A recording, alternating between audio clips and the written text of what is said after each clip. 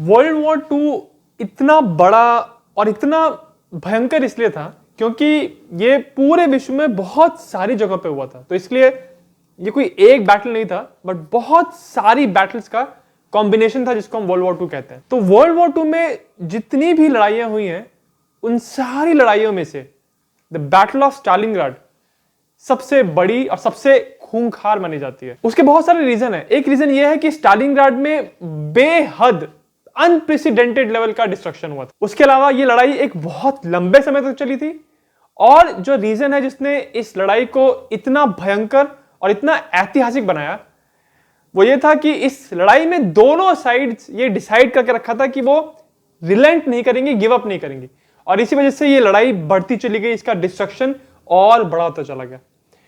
तो आइए इस एपिसोड में हम बात करते हैं वर्ल्ड वॉर टू के सबसे ब्लडी बैटल की, द बैटल ऑफ स्टालिनग्राड। कहानी शुरू होती है जून 1941 से। इस टाइम हिटलर की जर्मनी यूरोप के ज्यादातर हिस्सों पे या तो कब्जा कर चुकी थी, या वो देश हिटलर के साथ, जर्मनी के साथ एलाय बन चुके थे। अब जो सबसे बड़ा कंट्री यूरोप के अंदर बचा था वो था सोवियत यूनियन, और ये जर्मनी के साथ अभी एलाय भी नहीं हुआ था और ना जर्मनी से हारा था। हालांकि हिटलर ये बात जानता था कि सोवियत यूनियन एक बहुत बड़ी कंट्री है और एक यूरोप में एक बहुत बड़ी ताकत है। तो हिटलर का प्लान ये था कि जब तक वो यूरोप के बाकी देशों को या तो हरा ना ले या अपने साथ ना कर ले, तब तक सोवियत यूनियन भी जर्मनी पे हमला ना करे। इसीलिए लड़ाई की शुरुआत में ही हिटलर ने एक पैक्ट, एक नॉन एग्रेशन पैक्ट साइन कर लिया था सोवियत यूनियन के साथ, जिसमें उन्होंने तय किया था कि हम दोनों एक दूसरे पे हमला नहीं करेंगे, और इस पैक्ट को कहते हैं रिबेनट्रॉप मोलोटोव पैक्ट। इस पैक्ट के बाद जब ऑफिशियली स्टार्ट हुआ वर्ल्ड वॉर टू, जब पोलैंड को इन्वेड किया हिटलर ने, तो एक्चुअली दूसरी तरफ से सोवियत यूनियन ने भी इन्वेड किया था पोलैंड को। तो एक तरह से आप कह सकते हैं कि सोवियत यूनियन और जर्मनी साथ साथ थे। बट जून 1941 में जब हिटलर ने फ्रांस को हरा दिया था, लोअर कंट्रीज को हरा दिया था, और यूरोप के ज्यादातर हिस्से अब जर्मनी के साथ थे, तब हिटलर ने डिसाइड किया कि समय आ गया है ऑपरेशन बारबरोसा को लॉन्च करने का। ऑपरेशन बारबरोसा, इसके ऊपर मैंने एक अलग से वीडियो बनाया है, उसका लिंक मैं डिस्क्रिप्शन में डाल दूंगा। ऑपरेशन बारबरोसा का मेन मकसद यह था कि सोवियत यूनियन, जो जर्मनी के ईस्ट साइड पे इतनी बड़ी टेरिटरी है यूरोप के अंदर, वो सारी टेरिटरी अब जर्मनी के अंडर होनी चाहिए। हिटलर ने और उसकी जो पूरी प्रोपेगेंडा मशीन थी, उन्होंने जर्मनी की जनता को यह बता के रखा था कि जर्मन्स एक्चुअली आर्यंस होते हैं, उनके डिसेंडेंट्स होते हैं, और वो रेशियली ज्यादा सुपीरियर होते हैं बाकी लोगों से। इसीलिए ये उनका हक है कि सोवियत यूनियन में जितना इतने सारे रिसोर्सेज हैं, वो सब कुछ जर्मनी के पास रहे, और जो सोवियत यूनियन की जनता है वो जर्मनी की जनता से नीचे है। तो ये जर्मनी का हक है कि सारा सोवियत यूनियन का जो जमीन है, टेरिटरी, उनके मिनरल्स, उनके सारे रिसोर्सेज जर्मनी के लोगों के होने चाहिए। जब इस आइडियोलॉजी के साथ जर्मन वेयरमार्क्ट, उनकी आर्म फोर्सेस ने जब फाइनली इन्वेड किया सोवियत रशिया को, सोवियत यूनियन को, तो उनका प्लान ये था कि वो 3 फ्रंट्स पे अटैक करेंगे। ये 3 फ्रंट लीड कर रहे थे army group centre, army group north और army group south. Army group south का ये ऑब्जेक्टिव था कि उसको ऊपर की तरफ से जाके लेनिनग्राड को कैप्चर करना है। आर्मी ग्रुप सेंटर का ऑब्जेक्टिव था कि उसको सीधे मॉस्को पे जाके अटैक करना है, जो कि राजधानी थी सोवियत यूनियन की। एक बार मॉस्को कैप्चर कर लिया तो ऑब्वियसली पूरा सोवियत यूनियन उनके हाथ में आ जाएगा। और आर्मी ग्रुप साउथ का ऑब्जेक्टिव ये था कि यूक्रेन को कैप्चर करते हुए कीव पे अपना दबदबा बनाना है। ये जो पूरा प्लान था, ये शुरुआत में बिल्कुल जैसा हिटलर ने प्लान किया था वैसे ही चल रहा था। बट बाद में क्या हुआ, जैसे जैसे ये जर्मन यूनिट्स आगे बढ़ती चली गई, 2-3 चीजें होने लगी। पहली चीज, जर्मन्स ने जितना एक्सपेक्ट नहीं किया था उतना अच्छा रेजिस्टेंस दे रहे थे रेड आर्मी के सोल्जर्स। हालांकि शुरुआत में रेड आर्मी ने भारी मात्रा में सरेंडर किया, अपनी जमीन गवाई, टेरिटरी को खोया, बट जैसे जैसे जर्मन्स आगे बढ़ रहे थे, इनका रेजिस्टेंस बढ़ते जा रहा था। दूसरी बात यह थी कि जर्मन्स ने शुरुआत में तो तेजी से अंदर घुसे वो लोग सोवियत यूनियन के, बट उसके बाद उनके पास रॉ मटेरियल की कमी होने लगी। उन्होंने इसको अंडर एस्टिमेट किया था कि सोवियत यूनियन कितना बड़ा है, और अगर आप इतना तेजी से अपने पैंजर्स, अपने टैंक्स चला रहे हो, तो उनको सप्लाई करने के लिए आपको ऑयल चाहिए, और उसकी कमी अब खल रही थी। और तीसरा रीजन ये था कि सोवियत यूनियन की मदद करने के लिए एक तीसरी शक्ति, नेचर, बीच में आ गई थी। सोवियत यूनियन ने 1941 में ठंडी के मौसम में इतनी कड़क ठंडी पड़ी कि जर्मनी के जो आर्मर्ड डिविजन्स थे, उनके टैंक्स थे और आर्मर्ड व्हीकल्स थे, वो आगे चल ही नहीं पा रहे थे। पूरी तरह से ठंडी ने उनको रोक के रख दिया था। और फाइनली दिसंबर 1941 में जो आर्मी ग्रुप सेंटर का जो मार्च था मॉस्को का, मॉस्को के बिल्कुल ऑलमोस्ट गेट पे आके उनको रुकना पड़ा। फाइनली फिर रेड आर्मी ने उनको रोका और बैटल ऑफ मॉस्को में सोवियत यूनियन की जीत हुई। जीत इस तरह से कि उन्होंने जर्मन आर्मी को मॉस्को को जो कैपिटल थी उसको इन्वेड नहीं करने दिया। तो इस प्रकार आर्मी ग्रुप सेंटर का जो फाइनली जो मार्च था वो अब रुका। उसके बाद जब रेड आर्मी ने काउंटर अटैक किया जर्मन आर्मी को मॉस्को से धकेलने के लिए, तो थोड़ा सा पीछे हट के जर्मन आर्मी ने अपनी पोजीशंस को फिक्स कर लिया। इसके बाद हिटलर का प्लान यह था कि अब ठंडी आ चुकी है, तो जब 1942 का स्प्रिंग जब आएगा तो उसको वापस ऑपरेशन बारबरोसा को रीलॉन्च करना था। बट अब हिटलर की स्ट्रैटेजी कुछ चेंज हुई। उसने सोचा कि मॉस्को से पहले यह जरूरी है कि जो सदर्न एरिया में सोवियत यूनियन के पास कॉकेसस के रीजन में जो ऑयल फील्ड्स हैं वो अब जर्मन आर्मी के कंट्रोल में होनी चाहिए। इसके दो रीजन थे। पहला रीजन तो यह कि हिटलर जान रहा था कि उसने जो इतना एम्बिशियस प्लान लॉन्च कर दिया है, उस प्लान को साकार करने के लिए उसके पास रॉ मटेरियल नहीं है और उसमें सबसे ज्यादा उसको जरूरत थी ऑयल की, और वो उसके पास नहीं था और उसकी कमी उसको खल रही थी। दूसरा रीजन ये था इस एरिया को कैप्चर करने का कि अपने को ऑयल मिले और जो सोवियत यूनियन को ऑयल मिलता है वो भी इसी रीजन से मिलता है, तो उनको ऑयल ना मिले। इस वजह से उसने प्लान किया कि अब हमको साउथ के रीजन पे फोकस करना चाहिए। इस प्लान के मुताबिक सोवियत यूनियन के साउथ के रीजन में वोल्गा नदी जो बहती थी उसके साइड में एक शहर था। इस शहर को कैप्चर करना जरूरी था और इस शहर का नाम था स्टालिनग्राड। स्टालिनग्राड का ओरिजिनल नाम था वोल्गोग्राड, बट 1925 में जोसेफ स्टालिन ने अपने नाम पे इस शहर का नाम चेंज करके स्टालिनग्राड कर दिया। ये जो पूरा प्लान था जर्मनी का सदर्न रीजन में अटैक करने का सोवियत यूनियन को, इस प्लान को आर्मी ग्रुप साउथ का जो स्पीयर हेड था, जो इस ग्रुप को सबसे आगे चल रहे थे, वो थी German 6th army. 6th army के कमांडर थे फील्ड मार्शल वॉर्थल वॉन राइकनाउ। जर्मनी की 6th आर्मी की टोटल स्ट्रेंथ थी लगभग 2,85,000 सोल्जर्स। और वर्ल्ड वॉर 2 के स्टार्टिंग के दिनों में जब इन्होंने लोअर कंट्रीज को इन्वेड करते हुए फ्रांस में ब्लिट्जक्रीग का इस्तेमाल करते हुए बहुत स्टेलर रिजल्ट्स दिए थे। 6th आर्मी बहुत ज्यादा डेकोरेटेड थी और इसके सोल्जर्स की एक अलग ही रेपुटेशन थी। इसीलिए हिटलर चाह रहा था कि 6th आर्मी का बहुत इंपॉर्टेंट रोल रहे साउथ के रीजन्स को कैप्चर करने के लिए और स्टालिनग्राड की लड़ाई में। जनवरी 1942 के टाइम राइकेनाउ 6th आर्मी के कमांडर थे। फील्ड मार्शल राइकेनाउ तैयारी कर रहे थे अब 6th आर्मी को लेके साउथ के रीजन्स को कैप्चर करने की, परंतु जनवरी के महीने में ही उनकी मौत हो गई। अपनी मौत से पहले फील्ड मार्शल ने अपने सक्सेसर को अपॉइंट किया था, ऐसा ऑफिसर जो अब 6th आर्मी को लीड करेगा, और इस ऑफिसर का नाम था जनरल फ्रेडरिक पॉलस। पॉलस ने फ्रेंच इन्वेजन के दौरान रोमल के साथ लड़ाई की थी, बट वो रोमल से उनका स्टाइल बिल्कुल अलग था।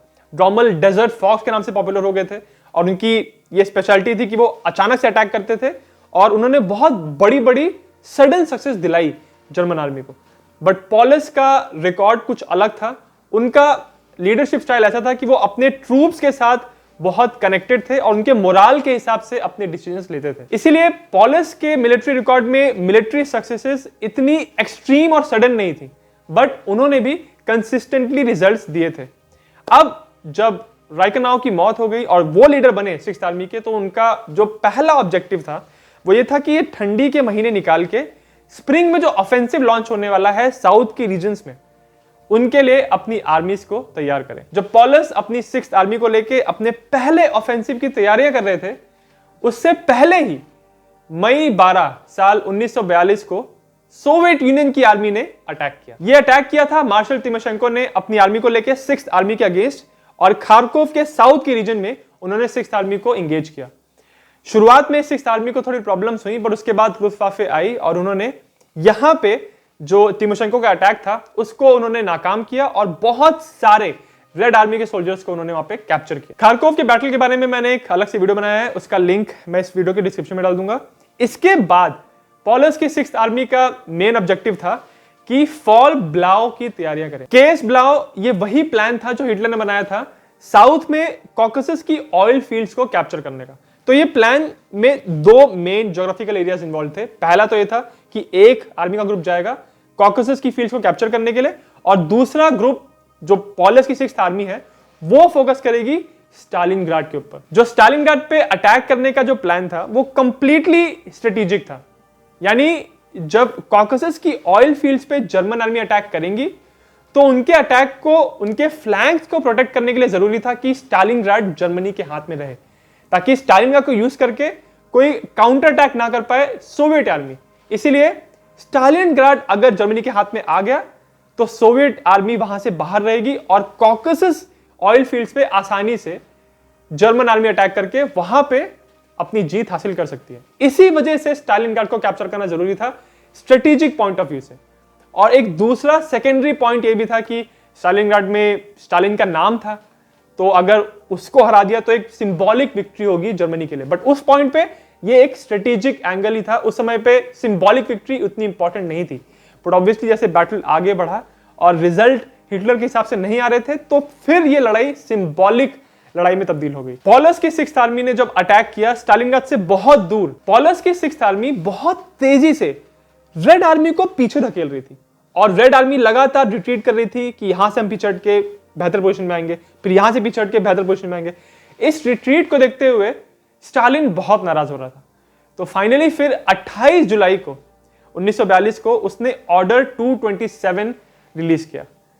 इस ऑर्डर में उसने कहा कि हमारी आर्मी को ऐसा लग रहा है कि हमारे पास, हमारा देश इतना बड़ा है तो हम एक पोजीशन से रिट्रीट कर भी लेंगे तो भी हमारे पास बहुत बड़ा देश है, फिर यहां से भी रिट्रीट कर लेंगे तो भी हमारे पास बहुत बड़ा देश है, और हमारे पास खाने पीने की और जितनी सप्लाईज हैं उनकी कोई कमी नहीं होगी। और इस वजह से हम लगातार अपनी टेरिटरी गंवा रहे हैं और जर्मनी आगे बढ़ता जा रहा है। इस वजह से अब स्टालिनग्राड के बाद कोई भी रिट्रीट नहीं होगा। स्टालिनग्राड को किसी भी कीमत पे हमको होल्ड करना है, क्योंकि हमने यहां से 1 फीट जमीन भी दी तो वो हमारे लिए एक पूरी तरह, मदर रशिया के लिए एक पूरी तरह हार होगी, और उसको हमको किसी भी कीमत पे रोकना है। और इसीलिए कहते हैं कि ये जो ऑर्डर था इसको कहते हैं नॉट वन स्टेप बैक।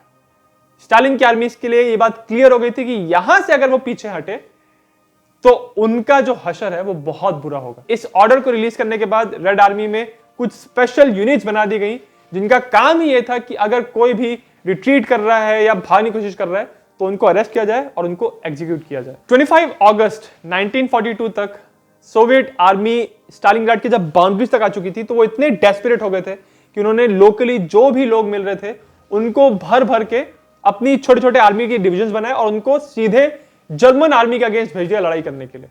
ऐसी आर्मीज को वो भेज रहे थे जिनके पास, उनके ट्रूप्स के पास वेपन्स भी नहीं थे लड़ाई करने के लिए। वो सिर्फ खाली हाथ लेके जर्मनी की आर्मर्ड डिविजन्स के सामने जा रहे थे लड़ाई करने के लिए। तो यहां पे 16th आर्मर्ड डिविजन्स के साथ इनकी टक्कर हुई और ऑब्वियसली जर्मनी की 16th आर्मर्ड डिवीजन ने ये जो जितने भी डिविजन्स आए थे उनको इनिशियली रोकने के लिए उनको पूरी तरह नष्ट कर दिया, क्योंकि सोवियत लीडरशिप ये बात जानती थी कि उन्होंने जो एक जल्दी करके जो रेजिस्टेंस बनाने की कोशिश की है उसमें उन्होंने बहुत सारे ऐसे ट्रूप्स भेज दिए जिनके पास ट्रेनिंग नहीं है, उनके पास इक्विपमेंट नहीं है।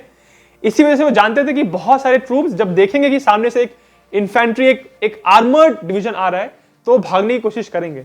इसी वजह से अपनी आर्मी को लॉन्च करने के बाद उन्होंने अपनी आर्मी के पीछे ब्लॉकिंग यूनिट्स लगा दी थी।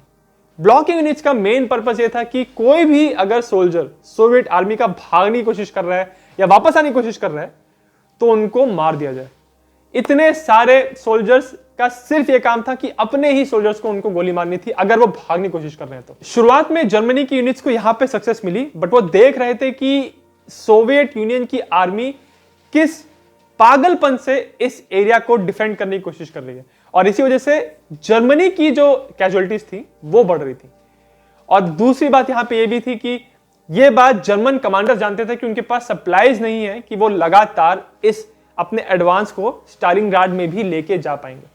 इसलिए वो बहुत चिंतित थे कि यहां तक तो हम पहुंच चुके हैं, बट अगर हमको सप्लाईज नहीं मिली तो हम आगे नहीं बढ़ पाएंगे। सितंबर के महीने में हिटलर की जर्मनी, नाजी एम्पायर, एक बहुत विशाल एम्पायर था। अगर आप सोचो तो वोल्गा नदी के तट से लेके वेस्ट में फ्रेंच कोस्ट तक पूरा एरिया अब नाजी जर्मनी के अंडर था। नॉर्थ केप से लेके नीचे सहारा डेजर्ट तक ये भी नाजी एम्पायर के अंदर ही था। तो काफी एरिया था नाजी एम्पायर के पास, बट फिर भी हिटलर की जिद थी कि उसको और आगे बढ़ना है और आगे जाना है। और इसी वजह से 2 सितंबर को उसने एक नया इंस्ट्रक्शन दिया अपने कमांडर्स को कि स्टालिनग्राड की जितनी भी मेल पॉपुलेशन है उन सबको इकट्ठा करके एलिमिनेट करना है, उन सबको मारना है। क्योंकि वो ये समझ रहा था, वो ये मान रहा था कि स्टालिनग्राड एक बहुत स्ट्रॉन्ग कम्युनिस्ट सिटी है और इस सिटी पे स्टालिन का नाम है। तो अब वो ऑब्सेस हो गया था कि स्टालिनग्राड को तो कंप्लीटली मिटाना है। और जो मेन ऑब्जेक्टिव था उसका स्ट्रेटेजिक, वहां से अब वो हट रहा था। यहां पे जर्मनी के जनरल्स ये देखने लग गए थे कि स्टालिनग्राड के साथ हिटलर का एक ऑब्सेशन बनता जा रहा है। उसको सिर्फ ईगो के लिए ये सिंबॉलिक विक्ट्री चाहिए और अब वो स्ट्रेटेजिक गेन्स पे ध्यान नहीं दे रहा है। इसीलिए अब जर्मन कमांडर्स के मन में डाउट आने लग गया था हिटलर की लीडरशिप को लेके। बट फिर भी दुनिया की नजर में अभी भी हिटलर की army, German army completely unstoppable थी। सबको लग रहा था कि ये एक्चुअली स्टालिनग्राड को भी कैप्चर कर लेंगे। बट दूसरी तरफ सोवियत यूनियन के कमांडर स्टालिन ने इस बात को डिसाइड करके रखा था, ऑफिशियली अनाउंस करके रखा था कि स्टालिनग्राड से हम लोग रिट्रीट नहीं करेंगे। इसीलिए स्टालिनग्राड फ्रंट के जो कमांडर थे यरेमेंको, उनके साथ उनके जो पॉलिटिकल अफसर थे निकिता क्रुश्चेव, इन दोनों ने मिलकर जब देख लिया कि स्टालिनग्राड को अब अगर हमको होल्ड करना है तो हमको एक बहुत रूथलेस डिफेंस माउंट करना होगा। इस एरिया में जो सबसे बड़ी आर्मी थी सोवियत यूनियन के पास, 62nd आर्मी, यरेमेंको ने डिसाइड किया कि 62nd आर्मी को अब एक नए कमांडर की जरूरत है और उन्होंने अपॉइंट किया वैसिलीव च्यूकोव को। ऐसा कहते हैं कि यरेमेंको ने जब च्यूकोव को पहली बार बुलाया था अपने पास 62nd आर्मी का कमांड देने के लिए, तो उन्होंने च्यूकोव से बोला कि क्या आपको पता है कि यहाँ पे आपका ऑब्जेक्टिव क्या है? तो च्यूकोव ने कहा कि मेरा ऑब्जेक्टिव है कि मुझे किसी भी कीमत पे स्टालिनग्राड को प्रोटेक्ट करना है, डिफेंड करना है, या फिर डिफेंस करते हुए मुझे अपना और अपनी पूरी आर्मी का बलिदान देना है। यह उसने कहा और यरेमेंको ने कहा कि बिल्कुल सही, यही तुम्हारा ऑब्जेक्टिव है। और यह बोल के यरेमेंको ने च्यूकोव को डिसमिस कर दिया। उस समय स्टालिनग्राड में सोवियत आर्मी की जो हालत थी, सब जानते थे कि पूरी तरह आर्मी का मोरल पूरी तरह से गिरा हुआ है, सब बौखलाए हैं, सब भागने की कोशिश कर रहे हैं। इस केओस के माहौल में च्यूकोव आखिरकार सबसे सही चॉइस साबित हुए। सब जानते थे कि स्टालिनग्राड में कोई भी स्ट्रेटेजी की इंपॉर्टेंस नहीं है, टैक्टिक्स की इंपॉर्टेंस नहीं है, यहां पे चाहिए जिद, एक हट कि यहां पे हमको डिफेंड करना ही करना है। और च्यूकोव पूरी तरह उस चॉइस के लिए सही साबित हुए। जैसे ही 62nd आर्मी का उनको लीडरशिप मिला, तो पावर मिलने के बाद सबसे पहले स्टेप्स जो उन्होंने लिए वो ये थे कि जितने भी ऑफिसर्स या सोल्जर्स भागने की कोशिश कर रहे हैं उनके साथ डील करना है। कमांड संभालने के बाद शुरुआत में ही उन्होंने खुद जाके कुछ कमांडर्स को पर्सनली शूट किया, ये मैसेज भेजने के लिए कि अगर आप भागोगे तो आपका ये हशर होगा। उसके बाद बहुत सारे सोल्जर्स को अरेस्ट किया गया और उनमें से कुछ लोगों को एग्जीक्यूट किया गया, यही एग्जाम्पल को आगे बढ़ाने के लिए कि आप यहां से भाग नहीं सकते हो। वैसिली च्यूकोव के बारे में लोग ऐसा कहते हैं कि उनका कोई बहुत बड़ा प्लान नहीं था, उनका सिंपल सा प्लान था कि चाहे कुछ भी हो जाए, चाहे कितने भी सोल्जर्स मरे उनके, और उनको जर्मन आर्मी को स्लो करना है। वो बात जानते थे कि जर्मन आर्मी के जो कमांडर्स हैं वो पूरा प्लान करके टैक्टिक्स के साथ अटैक करते हैं और इसीलिए वो बहुत नजदीक आके क्लोज क्वार्टर्स पे फाइटिंग करने को अवॉइड करते हैं। इसीलिए च्यूकोव ने प्लान किया कि वो उस चीज को अवॉइड करते हैं तो हम अपनी आर्मी को और नजदीक करेंगे, जितना हो सकता है वो जर्मन आर्मी के नजदीक रखेंगे ताकि लुफ्टवाफे जो बॉम्बिंग करती है उनको बॉम्बिंग ना कर पाए। क्योंकि अगर जर्मन आर्मी के बिल्कुल नजदीक है सोवियत आर्मी तो लुफ्टवाफे उनके ऊपर बॉम्बिंग करेगी तो उनके अपने सोल्जर्स भी मरेंगे। तो ये बहुत खतरनाक है क्योंकि ऑब्वियसली इसमें अगर आप अपनी आर्मी को दुश्मन की आर्मी के इतने नजदीक कर रहे हो तो आपकी आर्मी की जान जाएगी, बहुत सारे सोल्जर्स मारे जाएंगे। बट ये सारी जो कीमत थी वो पे करने के लिए च्यूकोव पूरी तैयार थे कि कुछ भी हो हमको यहाँ पे समय चाहिए और कितने भी सोल्जर्स को मरने दो। जर्मन्स पूरी तरह से तैयारियां कर रहे थे अपने मेन ऑफेंसिव की स्टालिनग्राड के ऊपर, स्टालिनग्राड के अंदर घुसने के लिए। तो 13 सितंबर को फाइनली जर्मनी का मेन असॉल्ट शुरू हुआ। हालांकि सोवियत आर्मी का जो रेजिस्टेंस था वो बहुत ही तगड़ा था, फिर भी जर्मन आर्मी का जो 71st इन्फेंट्री डिवीजन था वो स्टालिनग्राड के डिफेंसेस को तोड़ते हुए उसके सिटी के सेंटर तक पहुंच गया। जब ये बात स्टालिन को फोन करके बताई गई कि जर्मनी का एक इन्फेंट्री डिवीजन एक्चुअली अब अंदर आ गया है, तो स्टालिन पूरी तरह बौखला गए। उन्होंने कहा कि किसी भी कीमत पे स्टालिनग्राड हाथ से निकलना नहीं चाहिए। इसीलिए उन्होंने एक दूसरे जनरल और उनकी आर्मी 13th गार्ड्स डिवीजन को बोला कि अब तुम वहां पे जाओ और स्टालिनग्राड में वोल्गा रिवर को क्रॉस करके जो आर्मी अंदर आने की कोशिश कर रही है उनको रोको। 13 गार्ड्स डिवीजन के कमांडर थे मेजर जनरल अलेक्जेंडर रोजेनस्टेव, और इन्होंने स्पेनिश सिविल वॉर में बहुत कमाल दिखाया था। तो इसलिए अब इनकी जिम्मेदारी थी कि ये जो जर्मन आर्मी अंदर आ गई है उनको पीछे धकेलना है। जब 13 गार्ड्स डिवीजन के जो सोल्जर्स थे वो वोल्गा रिवर को क्रॉस कर रहे थे, तो देख रहे थे कि सामने दूसरी तरफ जर्मन आर्मी के सोल्जर्स रेडी हैं उनके ऊपर फायर करने के लिए। बट फिर भी ये आर्मी के सोल्जर्स आगे बढ़े क्योंकि वो रिट्रीट नहीं कर सकते थे। बहुत हैवी कैजुअलिटीज हुई, बट फाइनली यहां पे सोवियत यूनियन ने अपना जो सेंटर है उसको सिक्योर कर लिया। हालांकि वापस यहां पे जर्मन आर्मी को थोड़ा पीछे हटना पड़ा, बट उन्होंने इस बात का बदला लिया अब ज्यादा बॉम्बार्डमेंट करके स्टालिनग्राड के ऊपर। तो उन्होंने अपनी आर्टिलरी फायर शुरू किया, हैवी बॉम्बार्डमेंट किया उन्होंने लुफ्तवाफे से, और उनका यह मकसद था कि स्टालिनग्राड को पूरी तरह जमीन में मिला देंगे। स्टालिनग्राड की लड़ाई में जो साइकोलॉजिकल स्ट्रेन था दोनों साइड के सोल्जर्स पे वो एक्सट्रीम था। ऐसा कहते हैं कि सिर्फ इस लड़ाई के दौरान सिर्फ कुछ ही महीने के टाइम में 13,000 सोल्जर्स को सोवियत आर्मी के इसलिए एग्जीक्यूट कर दिया गया था, या तो वो भागने की कोशिश कर रहे थे या तो वो ऐसी बातें कर रहे थे कि वो भागने वाले हैं, और ऐसे सोल्जर्स को भी मारा जा रहा था जो देख रहे थे किसी को भागते हुए या भागने की बात करते हुए बट रिपोर्ट नहीं कर रहे थे। और दूसरी तरफ जर्मन आर्मी की भी ऐसी ही हालत थी। उनके पास भी अब इक्विपमेंट, उनका जो उनके पास एम्यूनिशन था उसकी कमी हो रही थी, उनके पास खाने की कमी हो रही थी, और धीरे धीरे करते करते वो देख रहे थे कि स्टालिनग्राड की लड़ाई चलती ही जाएगी, कभी खत्म ही नहीं होगी। क्योंकि सोवियत आर्मी ये देख रही थी कि जर्मन्स लगातार अटैक माउंट कर रहे हैं, और जर्मन आर्मी ये देख रही थी कि हम बार बार अटैक करते हैं बट ये इतने लोगों को ले आते हैं हमको रोकने के लिए कि हम कितना ही इनके ऊपर फायर करेंगे, क्योंकि ये लोग हट ही नहीं रहे जगह से। स्टालिनग्राड में जो लड़ाई चल रही थी उसके बारे में ये बात कहना बहुत जरूरी है कि ये सिर्फ रशियन सोल्जर्स नहीं थे।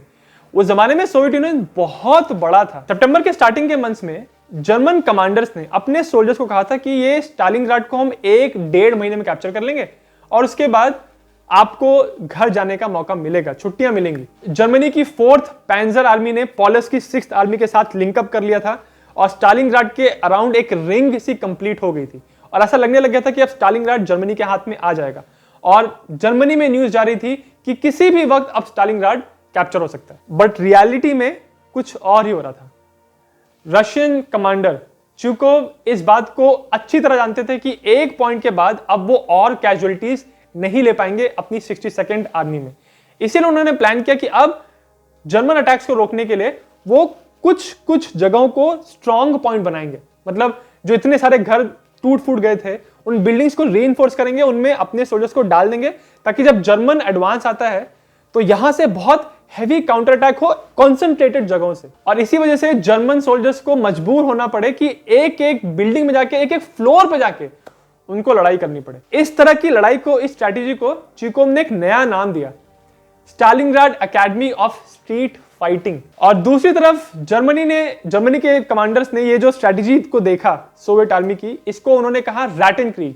मतलब ये चूहों की तरह कहीं से भी हमला कर रहे हैं और कहीं से भी निकल रहे हैं। सोवियत कमांडर्स ये बात अच्छी तरह जानते थे कि उनको स्टालिनग्राड में बस समय चाहिए, उनको किसी भी तरह जर्मन आर्मी को वियर डाउन करना है। इसीलिए उन्होंने बहुत अलग अलग तरीके लगाए। उसमें से एक बहुत बड़ा फैक्टर था साइकोलॉजिकल स्ट्रेस। जब रात के टाइम ज्यादातर लोग सोने की कोशिश करते थे तो वो सो ना पाए, इस चीज के लिए सोवियत लोगों ने क्या किया, उन्होंने कुछ पुराने प्लेन्स लिए, उनको उनके ऊपर बॉम्ब्स लगाए, और उन प्लेन्स का सिर्फ ये काम था कि जर्मन पोजीशंस में जाके रात के टाइम नीचे आए, एकदम जमीन के पास अपने इंजन को ऑफ करें और अपने बॉम्ब्स को ड्रॉप करें, ताकि रात में भी वो लोग सो ना पाए जर्मन लोग कि कभी बॉम्ब उनके ऊपर ड्रॉप हो जाएगा। और ये जो बॉम्बिंग कैंपेन किया जा रहा था ये एक्चुअली सोवियत औरतें कर रही थी। और ये जो सोवियत पायलट्स थी जो रात के टाइम इन प्लेन्स को फ्लाई करके बॉम्ब्स गिरा रही थी, इनका इतना खौफ हो गया था कि जर्मन सोल्जर्स इनको कहने लगे थे कि ये लोग नाइट विचेस हैं और ये नाम इतना पॉपुलर हो गया कि फिर रशियन सोल्जर्स भी इनको नाइट विचेस कहने लग गए। नाइट विचेस का स्टालिनग्राड के बैटल में एक बहुत ही इंपॉर्टेंट योगदान था। ये तो बात रही रात की, जब नाइट विचेस अपनी बॉम्बिंग करके जर्मन सोल्जर्स पे साइकोलॉजिकल प्रेशर्स बना रहे थे। दिन के टाइम जिस बात से सबसे ज्यादा तकलीफ थी जर्मन सोल्जर्स को, वो थे स्नाइपर्स। सोवियत यूनियन की लीडरशिप इस बात को अच्छे से जानती थी कि उसके पास जर्मनी ऐसा अच्छा इक्विपमेंट नहीं है, इसीलिए दिन के टाइम उन्होंने बहुत सारी बिल्डिंग्स में, क्योंकि अब सारी बिल्डिंग्स ऑलरेडी तबाह हो ही चुकी थी, तो उन डिमोलिश बिल्डिंग्स पे कहीं ना कहीं पे कुछ कुछ स्नाइपर्स बैठे रहते थे। और कोई भी अगर जर्मन ट्रूप्स बाहर दिखाई पड़े, और specially important German troops, soldiers में ऑफिसर्स या ऐसे सोल्जर्स जो मेडिकल रिलीफ लेके जा रहे हैं या जो खाना लेके जा रहे हैं, उनको फिर ये सोवियत स्नाइपर्स शूट करते थे। इसका भी मेन पर्पस ये था कि जर्मन आर्मी के जो सोल्जर्स हैं वो दिन के टाइम सीधी पीठ करके चल भी ना पाए स्टालिनग्राड के अंदर। वो इतना डरे कि अगर वो सीधा चलेंगे तो कहीं ना कहीं से कोई स्नाइपर उनको मार देगा। और इसी वजह से स्नाइपर्स की एक अलग ही रेपुटेशन बनने लगी थी, और सोवियत प्रोपेगेंडा भी इस बात को इंश्योर कर रहा था कि स्नाइपर्स को हीरो की तरह दिखाया जाए। स्टालिनग्राड की लड़ाई में जो सबसे फेमस सोवियत स्नाइपर थे उनका नाम था वैसिली जाइत्सेव। वैसिली जाइत्सेव की कहानी के ऊपर एक बहुत फेमस मूवी भी है, एनिमी एट द गेट्स, और उसी नाम की एक बुक भी है, उसका लिंक भी मैं इस वीडियो के डिस्क्रिप्शन में डाल दूंगा। एनिमी एट द गेट्स के ऊपर मैंने एक अलग से वीडियो बनाया है। हालांकि स्टालिनग्राड की लड़ाई में वैसिली जाइत्सेव को लोग सबसे ज्यादा जानते हैं, बट जाइत्सेव से भी ज्यादा किल्स का रिकॉर्ड था एक दूसरे सोवियत स्नाइपर के पास, जिनका नाम था एनाटोली शेखोव। स्टालिनग्राड की लड़ाई में बहुत सारे डिफरेंट तरीके से लोगों ने अपनी बहादुरी का प्रदर्शन किया, बट जिसको कहते हैं कि ब्रेवेस्ट ऑफ द ब्रेव, सबसे ज्यादा बहादुर इसमें थी वो औरतें जो उन लोगों को वहां से निकाल रही थी जिनको गोली लग गई थी और वो गिरे हुए थे। क्योंकि अब स्टालिनग्राड के अंदर सोवियत स्नाइपर इतने ज्यादा बढ़ गए थे, उसके बाद जर्मन स्नाइपर्स भी आ गए थे,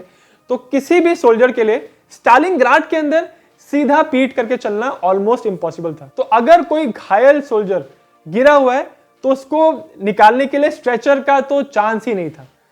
तो बहुत सारी ऐसी मेडिकल फील्ड में काम करने वाली ऐसी औरतें थी जो नर्सेस थी, और वो ऐसे घसीट के लेके जाती थी सोल्जर्स को सेफ्टी पे। और कई बार तो इतनी बुरी हालत थी कि घसीटने के लिए भी खड़ा होना पड़ेगा, और वो भी आप कर नहीं सकते। तो औरतें क्या करती थी, जो घायल सोल्जर्स थे उनके नीचे रेंग के अपने आप को नीचे लेके आती थी, और फिर उनके ऊपर सोल्जर है और फिर रेंग के वो अंधेरे में सोल्जर्स को लेके आती थी ऐसी जगह पे जहां पे उनका इलाज हो सके। तो इसीलिए कहते हैं कि स्टालिनग्राड की लड़ाई में सोल्जर से ज्यादा बहादुरी दिखाई इन औरतों ने। जब जर्मनी के सितंबर के अटैक्स फेल हुए, उसके बाद अक्टूबर के अटैक्स फेल हुए, तो धीरे धीरे जर्मन आर्मी का मोराल जो है अब डाउन होने लगा। वो ये बात समझने लगे कि रशियंस को यहां से हराना, यहां से निकालना ऑलमोस्ट इंपॉसिबल होगा, और इसका उल्टा इंपैक्ट हो रहा था रशियंस के ऊपर। सोवियत सोल्जर्स को अब ऐसा लगने लग गया था कि उनको अब हराया नहीं जा सकता, और उनका मोराल अब ऊपर बढ़ रहा था। हालांकि इतनी बुरी हालत हो रही थी यहां पे जर्मन आर्मी की, फिर भी हिटलर इस बात को मानने के लिए तैयार नहीं थे कि यहां पे उनको स्ट्रैटेजी बदलने की जरूरत है। स्टालिनग्राड को या तो छोड़ देना चाहिए या किसी और तरह से इसको कैप्चर करना चाहिए। 8 नवंबर को जर्मनी में हिटलर ने एक स्पीच दी। उस स्पीच में हिटलर ने कहा कि अब किसी भी समय स्टालिनग्राड हमारे हाथ में होगा, हम ऑलमोस्ट वहां पे जीत चुके हैं, और हम स्टालिनग्राड को जीतने के बाद ही अब आगे बढ़ेंगे। इस स्पीच का बहुत बुरा प्रभाव पड़ा स्टालिनग्राड में और जितने भी साउथ के रीजन्स में जो मिलिट्री कमांडर्स थे जर्मनी के, उनके ऊपर, क्योंकि उनको लग रहा था कि हिटलर अब जो जमीन पे जो हो रहा है, ग्राउंड रियलिटी है, उससे बहुत दूर हो गया है। दूसरी तरफ नॉर्थ अफ्रीका में रोमन भी रिट्रीट कर रहे थे, उनकी आर्मी को भी हार का सामना करना पड़ रहा था, और एलाइड फोर्सेस ने नॉर्थ अफ्रीका के कोस्टल रीजन्स में लैंडिंग करना शुरू कर दिया था। बट फिर भी हिटलर इस बात को इंसिस्ट कर रहे थे, यही कह रहे थे लोगों को कि अब जर्मन आर्मी को कोई नहीं हरा सकता, और स्टालिनग्राड कभी भी किसी भी पल हमारे हाथ में आ जाएगा। और इसी ओवर कॉन्फिडेंस में आके हिटलर ने एक बहुत बड़ी गलती की, और वो क्या गलती थी, इसके बारे में मैं पार्ट 2 में बात करूंगा। स्टालिनग्राड का जो अगला एपिसोड है उसका लिंक मैं इस वीडियो के डिस्क्रिप्शन में डाल दूंगा। वो एपिसोड 40 होगा इस सीरीज का।